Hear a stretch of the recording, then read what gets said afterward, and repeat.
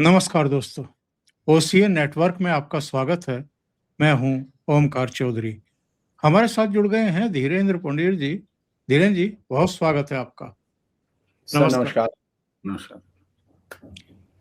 धीरेन्द्र जी, अभी बिहार में चुनाव हुए, उसके नतीजे आए, फिर से नीतीश कुमार मुख्यमंत्री बने। पहले के मुकाबले अधिक ताकत के साथ मुख्यमंत्री बने। एक विमर्श रहता है उत्तर प्रदेश और बिहार को लेकर के कि साहब यहाँ की राजनीति जातीयता के ध्रुव के इर्द गिर्द घूमती रहती है। लेकिन बिहार के चुनाव नतीजों ने बताया कि वहां इस बार जातीय समीकरण भी मुंह चिढ़ाते हुए दिखाई दिए। एक तरीके से ऐसी ऐसे दलों को, ऐसे नेताओं को मुंह की खानी पड़ी जो जातीयता की चाशनी में मतदाताओं को मतदान केंद्र तक लेकर के आते हैं, चाशनी में भिगो करके। उत्तर प्रदेश को लेकर के भी तमाम तरह की बातें कही जाती हैं और यहाँ इसमें कोई दो राय नहीं है कि चाहे इस समय जो मुख्य विपक्षी दल है समाजवादी पार्टी, वो भी छोटे छोटे ग्रुप्स को, छोटी छोटी पार्टियों को साथ लेकर के एक जो एक कॉम्बिनेशन होता है, एक सामाजिक समीकरण तैयार करने की जो कोशिश होती है, जिसको सोशल इंजीनियरिंग कहते हैं, वैसा कुछ करने का प्रयास करता है। भारतीय जनता पार्टी अब उसी लाइन पर है और कामयाब भी है। पिछले चुनाव में भी देखें तो अखिलेश यादव ने तमाम तरह के घोड़े दौड़ाए थे।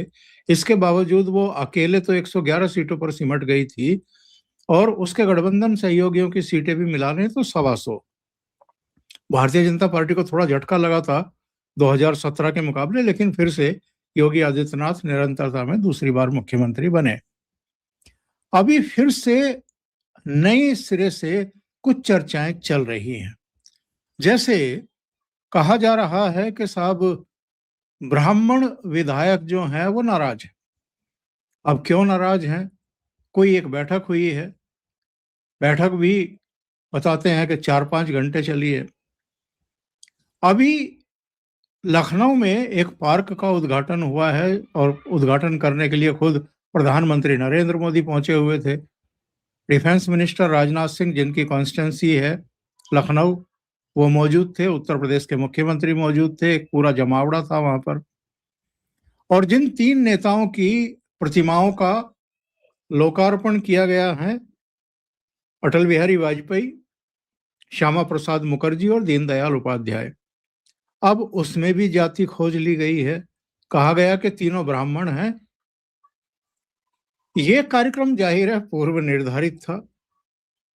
बीजेपी के ब्राह्मण एमएलएज की जो मीटिंग है वो क्यों हुई है, क्या प्रेशर बनाने के लिए हुई है, वो एक अलग किस्सा है। लेकिन इनको लिंक करने की कोशिश हो रही है। इस पूरे घटनाक्रम को आप कैसे देख रहे हैं?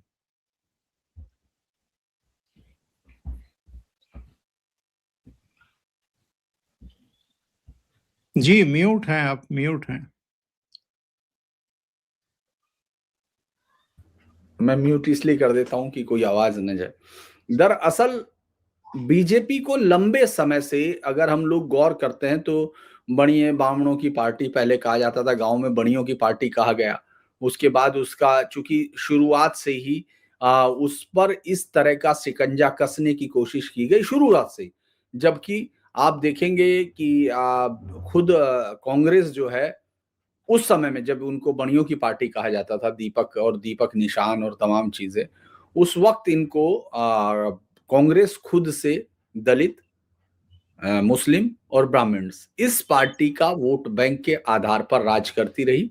बाकी उसको कोई जरूरत नहीं होती थी। लेकिन चूंकि ताकत में हिस्सेदारी के लिए तमाम जातियां कांग्रेस पर ही आश्रित हुआ करती थी, तो जिसको दे दिया उसने ले लिया। लेकिन मुख्यतः वोट बैंक यही हुआ करता था और बीजेपी को इस तरह से कंटेन किया जाता रहा। उसके बाद फिर उसमें ब्राह्मण्स को जोड़ दिया गया कि ब्राह्मण्स जुड़ने लगे, फिर उसमें राजपूत जुड़ गए और एक तरह से उसको कंटिन्यू आप देखेंगे जब जातिवादी राजनीति का उद्स होता है उसी दौरान बीजेपी आप पैरेलल देखेंगे वो डेवलप हो रही है। उसी समय 77 इमरजेंसी के बाद, चूंकि जनसंघ 77 के बाद 80 के बाद उनको इस्तीफा देना पड़ा और पार्टी एक नए फॉर्म में आती है, पार्टी बनती है। ये मौजूदा समय होता है, 45 साल पार्टी चल रही है, लेकिन आप अगर ये देखेंगे उसी समय जातीय राजनीति का उत्स भी आपको पूरे देश की राजनीति में दिखता है। उसी समय मुलायम सिंह, उसी समय लालू प्रसाद यादव, उसी समय अलग अलग राज्यों में जो छोटे छोटे राजनीतिक दल हैं, चाहे वो देवेगौड़ा हो, ये तमाम राजनीतिक दल जो जातियों पर बने थे, लेकिन उन्होंने आरोप किस पर रखा? सिर्फ बीजेपी पे रखा। तो ये अगर हम इसको देखें, इसको कंटिन्यू उसमें रखने की जरूरत है कि भाई ये पार्टी अगर हिंदुत्व की बात कर रही है तो बाकी तमाम जातिवादी पार्टियों का डब्बा गुल हो जाएगा, क्योंकि वो तो सब आ जाता है उसमें। तो लिहाजा समाजवादी लाइन हो या फिर दूसरी लाइनें हो, उन्होंने बीजेपी को अपर कास्ट की पार्टी कहा, जबकि बीजेपी को सबसे ज्यादा वोट ओबीसी मिला, बीजेपी को वोट दलित मिला, बीजेपी को दलित के अंदर सब कुछ मिला। अगर आप आज भी गौर करते हैं तो सम्राट बिजली पासी, महाराजा बिजली पासी का बाकायदा जिक्र किया। ये वो नाम है जो मैं ये तो कह सकता हूं, मैं तो ये कह सकता हूं कि मैंने नहीं सुना था। मैंने तो नहीं सुना था बीजेपी के इस सत्ता में आने से पहले महाराजा बिजली पासी का नाम कौन था। हम लोग ये भी नहीं जानते थे कि बिजली पासी कौन है, क्योंकि हमको ना किताबों में पढ़ा गया, ना कभी वो पॉलिटिकल विमर्श का हिस्सा थे।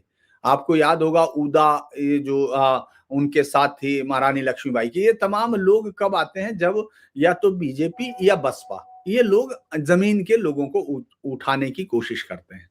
तो अभी भी हुआ क्या है कि तमाम जातियां साथ में थी, लेकिन जो अपर कास्ट की दो मीटिंगें हैं उनको इस तरह जोड़ दिया गया कि जैसे वो पार्टियां अंदर, पार्टी के अंदर एकदम ये जातीय वॉर शुरू हो गया हो और बीजेपी में ये लोग सत्ता के लिए लड़ते हुए जातीय ग्रुप दिख रहे हो, क्योंकि योगी आदित्यनाथ राजपूत है, लिहाजा राजपूतों ने इस सत्ता का बहुत बड़ा शेयर ले लिया है। और आपने देखा होगा एक खास वर्ग इस पर लगा हुआ, वो बाकायदा ये साबित करने में लगा हुआ कि योगी आदित्यनाथ है तो राजपूतों के जो माफिया है उनके खिलाफ भी कार्रवाई नहीं हो रही और तमाम चीजें। जबकि अगर आप एनकाउंटर देखेंगे, वो बताते हैं कि तमाम जातियों के खिलाफ लगभग एक जैसी कार्रवाई हुई, कोई भी हो।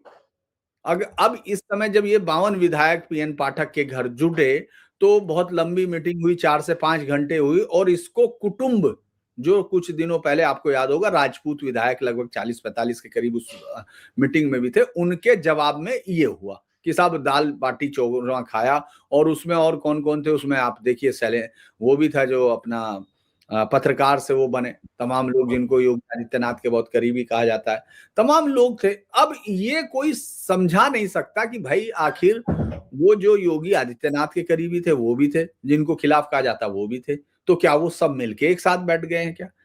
दरअसल ये सब इसलिए किया जा रहा है ताकि चुनाव से पहले जातीय आधारित पार्टी यानी समाजवादी पार्टी या दूसरी पार्टियां हैं वो अपने वजूद को बता सकें। और ये तमाम लोग, अगर ये देखा जाए तो ये भी देखा जाएगा कि इस बार बीजेपी बड़े लेवल पर टिकट काटने जा रही है, मास लेवल पर टिकट कटेंगे, क्योंकि योगी आदित्यनाथ और तमाम जो केंद्र है उन सब ने मिलके सर्वे कराए हुए हैं। उन सर्वे में बहुत सारे विधायकों का काम उचित स्तर का नहीं पाया गया। तो ये बात बहुत ज्यादा करती है कि जो पहले 10-15% टिकट काटने की बात थी, इस बार ऐसा भी हो सकता है कि ये टिकट काटना 30 से 40% चला जाए। तो ये भी एक तरीका हो सकता है कि आप अपने आप को ये बता दें कि मेरा टिकट कटा तो मेरी जाति का वोट घटा। तो ये दो चीजें आप देख सकते हैं। हालांकि कोई भी अभी तक एक भी बयान इस तरह का नहीं आया जो किसी प्रदेश सरकार को चुनौती दे रहा हो। और आज तो तीनों के तीनों हैं, तो उस मीटिंग का अर्थ क्या रह गया? क्योंकि ये मीटिंग से पहले तय हो गया होगा, तीनों ही ब्राह्मण से। आप ये सोचिए कि चित भी मेरी पट भी मेरी और अंटा तो मेरे पिताजी का है ही है, ये पहले कहा जाता है। यानी जो फेंकने वाला, याद होगा आपको, जो अंटा उसी को बोलते थे जिससे फेंकते थे, यानी चित भी अगर होगी तो भी मेरी है, पट भी मेरी है और वो तो मेरे पिताजी इससे का है। इससे ये भी पता चलता है कि जो चुनावी राजनीति है वो कितने निचले स्तर पर पहुंच गई है। ये तीनों महापुरुष हैं जिनकी प्रतिमाओं का लोकार्पण किया है प्रधानमंत्री नरेंद्र मोदी ने। वो चाहे श्यामा प्रसाद मुखर्जी हों जो बीजेपी के संस्थापकों में, और दीनदयाल उपाध्याय अगेन, अटल बिहारी वाजपेयी का योगदान एक बीजेपी वर्कर के रूप में भी और प्राइम मिनिस्टर के रूप में भी, उनको आप जातीय खांचों में बांट दें, उनको ब्राह्मण बता दें, ये अपने आप में उन शख्सियतों के खिलाफ भी अन्याय है। उनके विरुद्ध भी एक तरीके का ये लोग पाप कर रहे हैं। मैं इसको ऐसे कह सकता हूं सर कि आप तो उनको कह रहे हो, लोग भगवान राम को बांट रहे हैं जातियों में, वो जब महापुरुषों को बांट रहे हैं। दरअसल जातियों का खेल इतना बड़ा हो गया इस देश में, और इसके पीछे मैं बाकी राजनीति पे नहीं करता क्योंकि मैंने राजनीतिक कवरेज की है, राजनीति कवर की, इसीलिए किसी भी पार्टी को मैं उस हिसाब से नहीं देख सकता कि भाई साहब ये है और है। लेकिन एक चीज तो इतनी समझ में आती है इतने लंबे समय में कि कोई ना कोई षड्यंत्र तो है जो ये यकीन दिलाता है कि इसको जातियों में बांट के ही इस देश को चलाया जा सकता है।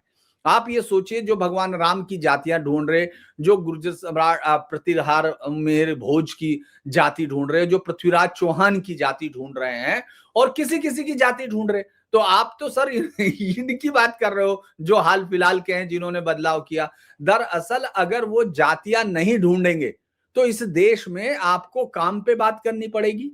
आपको अपने वोटर को यह बताना पड़ेगा कि करप्शन का क्या मतलब होता है। आप एक झुंड तैयार करते हैं, एक कबीले को तैयार करते हैं, आप एक आर्गुमेंटिव माइंड को तैयार नहीं करते हैं। आपको मालूम है सवाल होंगे तो पूछा जाएगा कि स्कूटर खरीदने के लिए तो लोन लिया, और मर्सिडीज ML 350 की सीरीज है 450 की, जब घर से निकलती है तो 16 मर्सिडीज निकलती है।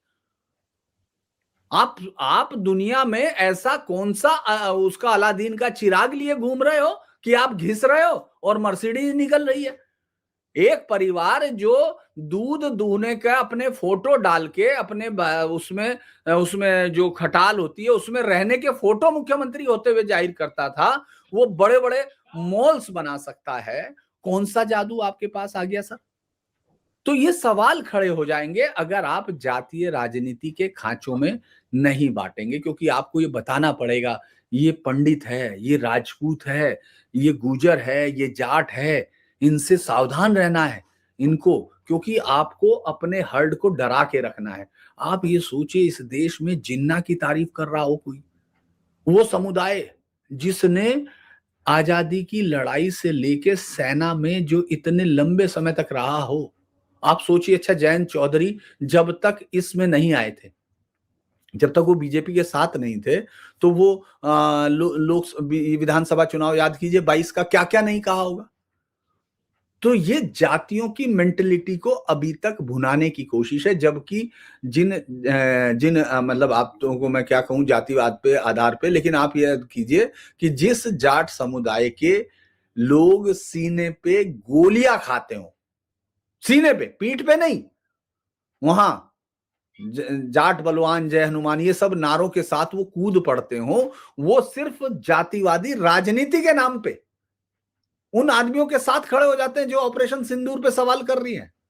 आप भूपेंद्र सिंह हुड्डा को सोच के देखिए कि उनका पिता रणवीर हुड्डा वो स्वतंत्रता सेनानी, और उसके बाद किससे लड़ रहे हो, और आप क्या क्या सवाल उठा रहे हो, उड़ी पे सवाल उठा रहे हो, ऑपरेशन सिंदूर पे उठा रहे हो, और आपके साथ आपकी जनता शुरू हो जाती है।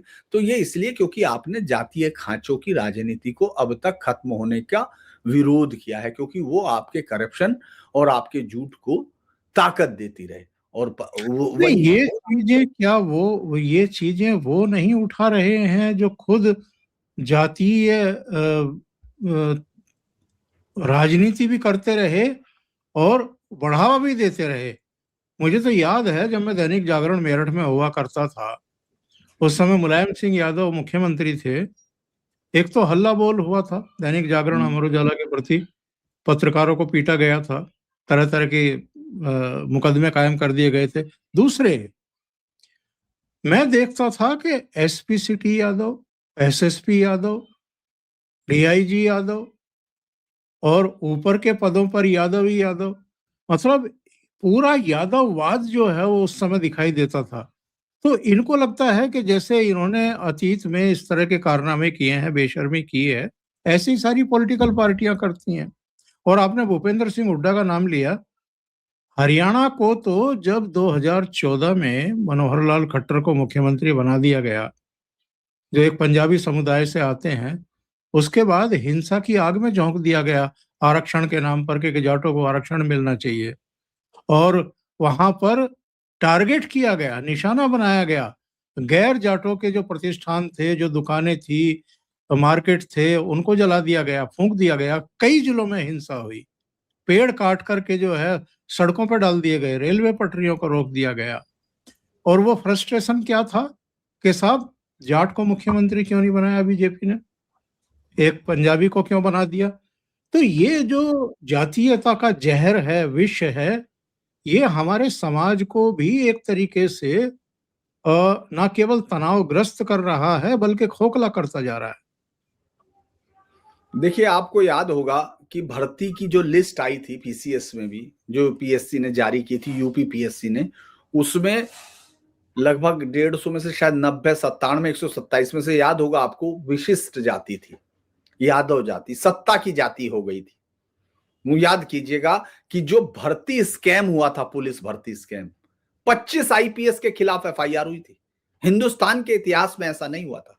डीजी विक्रम सिंह हुआ करते थे डीजीपी, उन्होंने 25 के, और मैंने फोन किया था, मैं आपको बताऊं, मैंने कहा था कि अगर आपने इन आईपीएस के खिलाफ इस मुकदमे को आप चला पाए तो इस हिंदुस्तान के जो करप्शन के इतिहास में एक बदलाव आ जाएगा, क्योंकि अधिकारी को ये यकीन आ जाएगा कि उसकी सजा कभी भी हो सकती है। नहीं चल पाया। आपको मालूम है, मायावती ने सब मुकदमे वापस लिए, उन तमाम अधिकारियों के खिलाफ ये सब हुआ, और वो भी सिस्टम के साथ हुआ, क्योंकि उन्होंने केस दर्ज कराए, उन्होंने ही वापस लिए। तो कहानियां सबको समझ में आती हैं।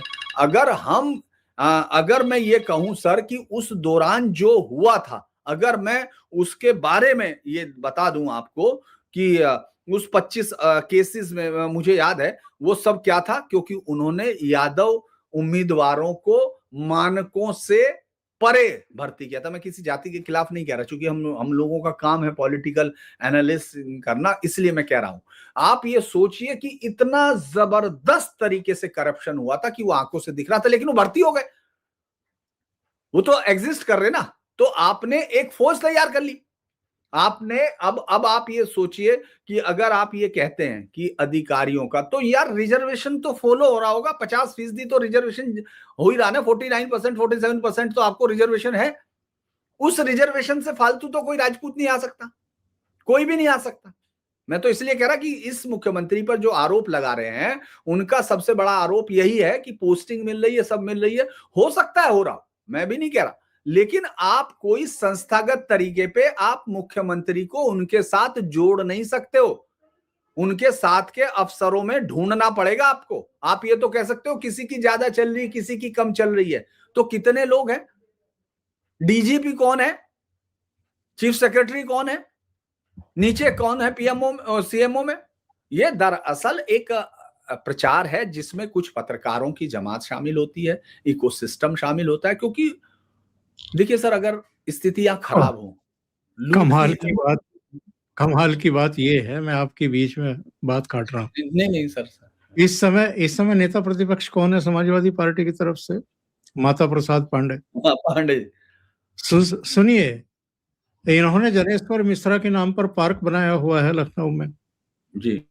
क्यों, आपने क्यों बनाया भाई जनेश्वर मिश्रा के नाम पर पार्क? अगर अटल बिहारी वाजपेयी, श्यामा प्रसाद मुखर्जी और दीनदयाल उपाध्याय ब्राह्मण थे, उनके नाम पर पार्क बनाया और आप सवाल खड़े कर रहे हैं। और ये ही नहीं, कांग्रेस भी बड़ी बेशर्मी के साथ, जिसके जगह जगह चौराहों पर इंदिरा गांधी से लेकर के और नेहरू और सारे खानदान के फोटो भी है, और चौक भी हैं, और आपके रेलवे स्टेशन, हवाई अड्डे, स्टेडियम, सबके उस पर नाम पर हैं।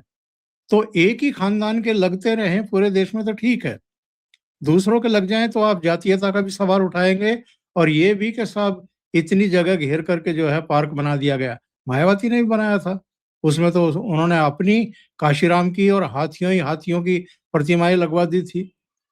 इनका कम से कम अटल बिहारी वाजपेयी हों, श्यामा प्रसाद मुखर्जी हों, दीनदयाल उपाध्याय हों, इनका भारतीय जनता पार्टी की ही राजनीति में नहीं बल्कि देश की राजनीति में एक अमूल्य योगदान, और कश्मीर के संदर्भ में भी कश्मीर का जो सवाल खड़ा किया वो तो इन्हीं महापुरुषों ने किया। तो मेरा कहना ये है कि किस मुंह से ये इस तरह की बातें करते हैं जब आपने खुद जातीय आधार पर नेता प्रतिपक्ष बनाया है और जनेश्वर मिश्रा के नाम पर पार्क बना रखा है। मैं इससे आगे की बात करता हूं सर, ये तो ठीक है। चलिए आप ये बताइए कि दत्तात्रेय गोत्र का ब्राह्मण कौन है? मतलब आप ये सोचिए, और रात को 11 बजे रणदीप सुरजेवाला ने प्रेस कॉन्फ्रेंस करके बताया था। नहीं, और आप कह रहे हो, मैं तो इसलिए हैरान होता हूं, आप कह रहे हो पंडित जी आप कहते हो तो किसका नाम आता है? नेहरू का, सीधे पंडित जी। ठीक है साहब, इंदिरा गांधी हमेशा रुद्राक्ष की माला पहनती थी और ब्राह्मण्स तमाम लोगों की वोट होते थे, तो जाति के नाम पे वोट वहां पड़ रहे थे तो जेन्युइन था। इधर आपको परेशानी है क्योंकि वो ब्राह्मण्स के नाम पर खड़े हो गए, यानी उनके ब्राह्मण तो ब्राह्मण है, हमारे ब्राह्मण कोई और है, ऐसा कहना हो गया। ये सब दरअसल मजाक से ज्यादा माता प्रसाद पांडे को खुद मालूम है कि उस पार्टी में उनकी कितनी हैसियत होगी। मैं बहुत ईमानदारी से कहूंगा, ये शब्द कठोर हो सकते हैं क्योंकि कल को अगर कोई इस बात को माता प्रसाद पांडे को कहें तो उनको लगेगा कि मैं कितना उदंड किस्म का जर्नलिस्ट हूं, लेकिन वो जानते हैं। याद होगा आपको, एक झाजी है, उनको हर समय विद्वता की एकदम जुगाली करते हैं। मैं उनको देख के शुरू में मुझे बहुत बढ़िया, मैंने इंटरव्यू भी लिए, लेकिन बाद में मुझे लगा कि आदमी किताबों में ही मतलब अपने आप को एक पूरी चलती हुई किताब साबित करने में लगा रहता है कि मेरे पे ऑटोग्राफ करो।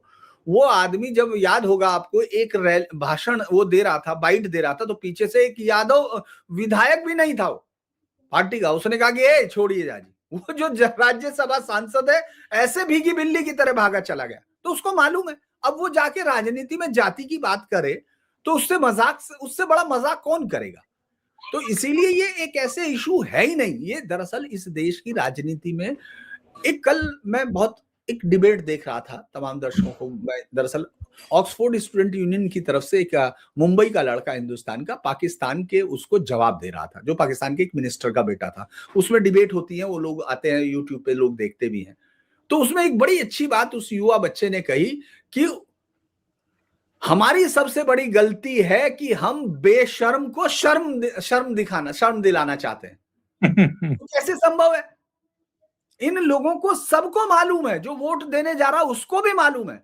आप ये सोचे, मैंने तो ये कवर किया, मैं तो ग्राउंड का रिपोर्टर रहा हूं, जिसकी बाइटें अभी भी पड़ी होंगी, इसी चैनल पे पड़ी। आप जाके सारे दर्शकों को आप बता सकते हो, न्यूज पॉइंट पे जाके बिहार के देख लें, जो ये कह रहा है कि सामने ये जो विकास है इसको हटा दो, जो अरबों रुपए का विकास किया गया, इतनी खूबसूरत जगह। मैंने पूछा कि यार ये तो बड़ा आपके गांव को विकास मिल गया। वो कह रहा नहीं, ये सब बिल्डिंग हटा दो, क्योंकि विकास फिर क्या होगा, कहले जो लालू जी करेंगे। भाई क्यों करेंगे? क्या नाम यादव है जी? तो ये जनता को भी मालूम है। तो दरअसल ये बेशर्मी नेताओं से नीचे तक आई हुई है। और बहुत सारे लोग, मैं इसका भी कह रहा हूं, बीजेपी को भी मान लो जो कोई सपोर्ट करता होगा उम्मीदवारों को, हो सकता है बहुत सारे राजपूत इसलिए भी कर रहे हो कि योगी राजपूत है, लेकिन ये एक गलत अवधारणा है। मैं कह रहा हूं सर, मैं कह रहा हूं कि ये एक गलत अवधारणा है। जाति की राजनीति सबसे खतरनाक है। जिस जहर का आप जिक्र कर रहे हैं, वो जहर देश की नसों में जाता है। अरे आपको पसंद है, नहीं पसंद है, आप विचारधारा दीजिए, लेकिन उस पर दरअसल बेशर्मी इतनी है। ये बात अच्छा आप सुन सकते थे, कोई कहे कि तू मूर्ख है और आप कहे हाँ भाई साहब हम तो मूर्ख हैं, यही हमारी ताकत है। तो ये सब इस देश में जातिवाद का खेल वो जानते हैं, क्योंकि कुछ जातियों को ये लगता है कि सत्ता हासिल करना उनका नैसर्गिक राइट है। इस बात को बहुत सारी जातियां छोड़ नहीं पा रही हैं कि ये देश इस तरह नहीं बना कि कोई एक जाति इस देश पर सत्ता का अधिग्रहण कर सके। मेरा ये मानना है। धीरेन्द्र जी, आपका इतना लंबा पत्रकारिता जीवन रहा, मेरा भी करीब करीब 4 दशक का रहा। हम भी अलग अलग लीडरशिप के संपर्क में रहे और काफी नजदीकी से रहे। आपने और हमने खूब देखा है कौन किस जाति का नेता है और उस जाति के मीडिया कर्मी, पत्रकार किस तरीके से वहां पर उनकी अलग से आवभगत होती रही, किस तरह उनको तवज्जो दी जाती रही। मीडिया में भी वो अपने लोगों को पहचान करके उनको अलग ट्रीटमेंट देना शुरू कर देते हैं, ताकि जब जरूरत पड़े तो इनके जरिए स्टोरी प्लांट कराई जा सके, इनका यूज मिसयूज किया जा सके। बहरहाल वो एक अलग विषय है, उस पर कभी चर्चा करेंगे।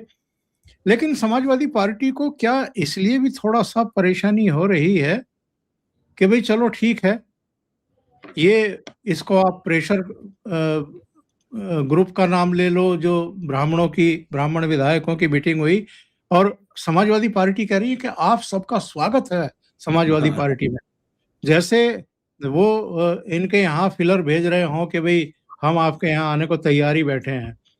भारतीय जनता पार्टी का अपना एक अनुशासन होता है, अपना काम करने का तरीका होता है, अपने फीडबैक मंगाए जाते हैं, कई स्टेज के फीडबैक होते हैं, नीचे से वो फीडबैक पहुंचते हैं और अल्टीमेटली जब फैसला होता है, जिनको पार्टी में टिकट कटने के बाद रहना होता है वो रहते हैं, जिनको जाना होता है वो जाते हैं। लेकिन क्या इसलिए भी परेशानी हो रही है कि खास तौर से पूर्वांचल को भारतीय जनता पार्टी फिर से साध रही है, क्योंकि पंकज चौधरी एक कुर्मी को प्रदेश अध्यक्ष बनाना, और इस बात को लेकर के भी चर्चाएं हैं कि वे बिल्कुल अड़ोस पड़ोस, बल्कि पंकज चौधरी तो उनका परिवार रहता ही गोरखपुर में है, गोरखपुर ही है, और दोनों प्रदेश अध्यक्ष भी और मुख्यमंत्री भी गोरखपुर से हो गए, इसको लेकर के भी चर्चाएं हैं। लेकिन 2024 का चुनाव ये हमें बताता है कि पूर्वांचल में ही भारतीय जनता पार्टी कमजोर हुई और समाजवादी पार्टी मजबूत होकर के उभरी। जो 37 सीटें आई हैं उसमें एक बड़ा कंट्रीब्यूशन वहां का है, तो इसलिए भी पेट में दर्द है कि पूर्वांचल को बीजेपी फिर से संभाल रही है। देखिए, मुझे लगता है कि बीजेपी ने एक जातियों का इंद्रधनुष तैयार किया है। देखिए, अलग रंग में आपको एकांगी दिखता है, मैं वैसी जनरल बात कर रहा हूं, लेकिन आप जब देखते हैं अलग अलग रंग जब जुड़ जाता है, हम बचपन से तब भी, आप कितना खूबसूरत नाम भी है इंद्रधनुष उसको कहते हैं, जो इसमें सारे रंग शामिल होते हैं। बीजेपी ने जातियों का इंद्रधनुष तैयार किया है, इसमें कोई शक नहीं। पहले ये इंद्रधनुष इस देश में कांग्रेस के पास था, उसने बीजेपी ने उसको तैयार किया, चूंकि कांग्रेस तुष्टीकरण में उस धनुष की तमाम जातियों को इधर से उधर फेंक चुकी, उसने उस रंग को इधर निकाला, उसको उधर निकाला और उसको इस तरह से तोड़ा कि आखिर में वो धनुष टूट ही गया।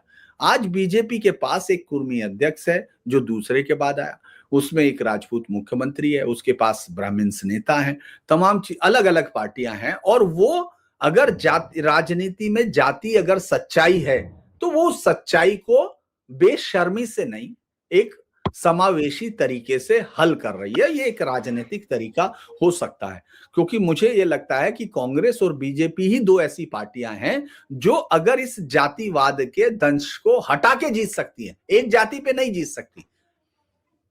क्योंकि अब अगर हम लोग देखें, जैसे मैं अब नई एक, अगर आप देखेंगे कि इस देश में ऐसे ही हुआ, सबसे पहले आपको ब्राह्मण ताकत दिखी होगी, फिर आपको राजपूत ताकत दिखने लगी होगी, सत्ता की मैं बात कर रहा हूं, जिन लोगों को इतिहास में रुचि है वो जाके देखेंगे, फिर मध्यम वर्गीय जातियां उभरती हैं, फिर उसमें जाट और यादव पूरी कृषक जातियां हैं जो पूरी तरह से कंप्लीटली खेती पर थी उस समय, 60s की मैं बात कर रहा हूं, उस वक्त वो ताकत अर्जित करती है, ताकत आती है, वो ये तय करती हैं। उसके बाद अचानक आप देखते हैं वेस्टर्न यूपी में गुर्जर किस तरह से उभर के सामने आते हैं, फिर अभी वही दौर आप कुर्मी जाति का यूपी में देख रहे हैं, 41 विधायक सेलेक्टिवली सेलेक्ट। तो ये एक जातीय राजनीति का समावेश है, इसमें कोई गलत बात नहीं है, वो अपने विधायकों को जिता रहे हैं, बशर्ते जब तक वो जातीय आधार पर दूसरी जातियों के साथ भेदभाव ना करे, तब तक ये करेक्ट होता है। और उसी लिए बीजेपी ने, अब भी आप देखेंगे, हम 2022 के हिसाब से देखते हैं, 2022 में जाट कहां थे, जैन चौधरी कहां थे, समाजवाद उनके साथ, ओम प्रकाश राजभर कहां थे, उनके साथ, स्वामी प्रसाद मौर्य कहां थे, उनके साथ, और एक पल्लवी पटेल किसके साथ थी, उनके साथ। तो एक पूरा कोशिश आप देखिए थी। आज की डेट में पल्लवी पटेल नाराज, तीन जातीय चेहरे जो कैबिनेट मंत्री थे, चुनाव से कुछ ही महीने पहले इस्तीफा देकर के समाजवादी पार्टी के पास गए थे। एक सहारनपुर से थे और 2 पूर्वी उत्तर प्रदेश से थे, ये सैनी वगैरह। हाँ, मैं बता तो रहा हूँ, धर्म सिंह सैनी था जो वहां से। तो अगर हम ये कहें कि आप ये सोचिए, एक तो वो वहां हारे, तो जातीय आधार भी खत्म हो गया, यानी बीजेपी को बिना उसके वोट, जैसे आरके सिंह आप समझिए ना, आरके सिंह अपने आप को राजपूतों का मसीहा मानने लगे बिहार में। अभी हाल का उदाहरण है, वहां जाने की जरूरत ही नहीं। उनको अचानक अडानी अडानी दिखने लगा। जो आदमी खुद बिजली मंत्री हो, जो खुद प्रोजेक्ट पास कर रहा हो, वो हार गया तो उसको यकीन आ गया कि अरे मैं हार गया तो क्या हुआ, इस पार्टी की मजबूरी है, मैं तो, मेरे से बड़ा आदमी कौन होगा, मैं होम सेक्रेटरी रहा भाई, मैंने तो अडवाणी को पकड़ा था भाई, उसके बावजूद।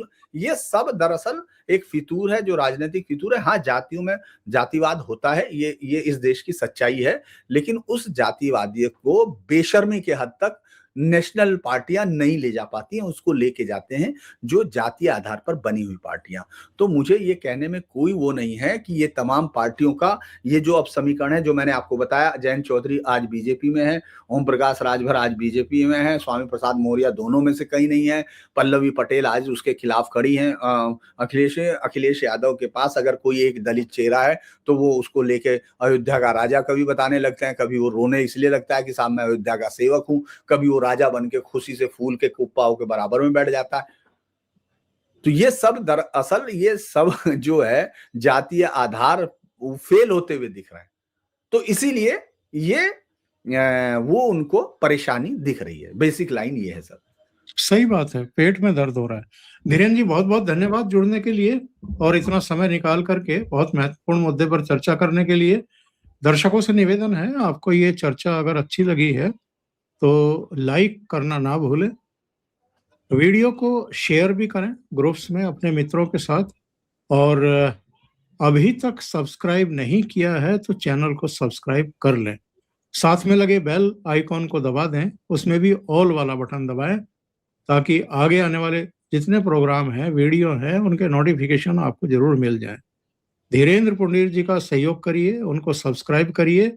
उनके चैनल का नाम है धीरेन्द्र पुंडीर न्यूज पॉइंट। बहुत बहुत धन्यवाद आप सबका। नमस्कार।